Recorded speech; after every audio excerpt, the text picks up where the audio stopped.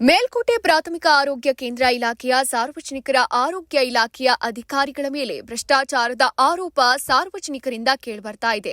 ಒಂದು ಪೇಷಂಟ್ ಬಂದ್ರೆ ಅವರ ಹತ್ರ ಒಂದು 50ರಿಂದ 100 ರೂಪಾಯಿಗಳನ್ನ ಸಾರ್ವಜನಿಕರ ನೇರವಾಗಿ ಕೇಳ್ಪಡಿತಾರೆ. ಸಾರ್ವಜನಿಕರು ನೇರವಾಗಿ ಸರ್ಕಾರಿ ಡಾಕ್ಟರ್ಗಳ ಮೇಲೆ ಸುಲಿಗೆ ಮಾಡ್ತಿದ್ದಾರೆ. ಸಾರ್ವಜನಿಕರನ್ನ ನಮ್ಮ ರಿಪೋರ್ಟರ್ ಆದ ಬೊಮ್ಮವಾರ ಮಂಜುನಾಥ್ ಅವರು ನೇರವಾಗಿ ಕೇಳಿದಾಗ ಅವರ ಅಳಲನ್ನ ತೋಡ್ಕೊಂಡಿದ್ದಾರೆ. ಅಕ್ಕಪಕ್ಕದ ಗ್ರಾಮಗಳಿಂದ ಸುಮಾರು 100 ಜನಕ್ಕೂ ಹೆಚ್ಚಾಗಿ ಆರೋಗ್ಯ ತಪಾಸಣೆ ಮಾಡಿಸಿಕೊಳ್ಳೋಕೆ ಸರ್ಕಾರಿ ಡಾಕ್ಟರ್ಗಳು ಸಾರ್ವಜನಿಕರನ್ನ ಕಿತ್ತು ಹಣ ತಿಂತಾರೆ. ಲಂಚ ತಿನ್ನೋ ಅಧಿಕಾರಿಗಳನ್ನ ಆರೋಗ್ಯ ಇಲಾಖೆ ಅಧಿಕಾರಿಗಳು ತಕ್ಷಣವೇ ಅವರ ಮೇಲೆ ಕಾನೂನು ರೀತಿ ಕ್ರಮ ಕೈಗೊಂಡು ಅಮಾನತು ಮಾಡಿ ಸೂಕ್ತವಾದ ನ್ಯಾಯ ಕೊಡಿಸಬೇಕು ಅಂತ ಮನವಿ ಮಾಡಿದ್ರು. ಇನ್ನು ಎಲ್ಲಿ ತನಕ ಭ್ರಷ್ಟ ಅಧಿಕಾರಿಗಳಿರ್ತಾರೋ ಇಲಾಖೆಯಲ್ಲಿ ಅಲ್ಲಿ ತನಕ ಭ್ರಷ್ಟಮುಕ್ತ ರೈತ ಸಾಧ್ಯವೇ ಇಲ್ಲ ಅಂತ ಸಾರ್ವಜನಿಕರು ಅವರ ಹಳಲನ್ನ ನಮ್ಮ ಎಂಪವರ್ ನ್ಯೂಸ್ ಚಾನೆಲ್ಗೆ ಆಸ್ಪತ್ರೆಯ ಸ್ಥಳದಲ್ಲಿ ಮಾಹಿತಿ ತಿಳಿಸಿದ್ರು. ಏನು ಒಂದು ಉಪಯೋಗ ಇಲ್ಲ, ಬರೀ ಡಾಕ್ಟ್ರ್ ಒಬ್ಬರೇ ಶಿಸ್ತಿಲ್ಲ, ಇದಿಲ್ಲ.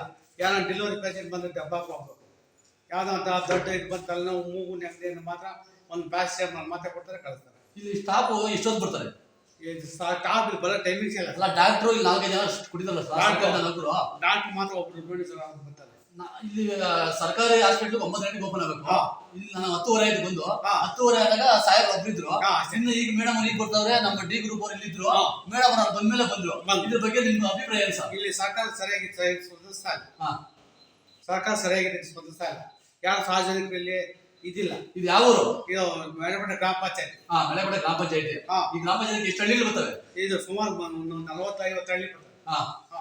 ಈ ಒಂದು ಹಾಸ್ಪಿಟಲ್ಗೆ ಯಾರು ಕೇಳಿದ್ರು? ಇಲ್ಲಿ ಗ್ರಾಮ ಪಂಚಾಯತಿ ಅಧ್ಯಕ್ಷ ಆಗಲಿ, ಪಿಡಿಒ ಆಗಲಿ ಬಂದು ಭೇಟಿ ಕೊಡಲ್ಲ ಹಾಸ್ಪಿಟಲ್. ಅವ್ರು ಮಾಡೋ ಬರ್ತಾರೆ, ಆಫೀಸ್